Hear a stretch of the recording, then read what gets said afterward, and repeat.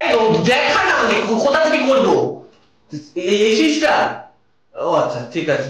নমস্কার বন্ধুরা, তোমরা এত করে আমাকে বলেছো যে রান্নার ভিডিও দিতে, তাই আজকে আমি আমার একটা স্পেশাল মাটনের রেসিপি তোমাদের দেখাবো।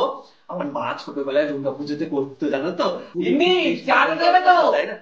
আরে দাঁড়াও না, দিচ্ছি চা। দেখছি আমি একটা কাজ করতে গেলে চা চা চা চা করে যাচ্ছে, নিজে চালিয়ে পারি না। মা, এই বাবু, তুই মাটনটা আনিস রে। মাটন ছাড়া মাটন কষা কি করে করবো?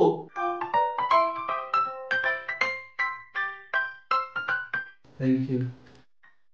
মা, তুই কি লিসিয়াস? তুই আনালি এক্ষুনি অনলাইনে?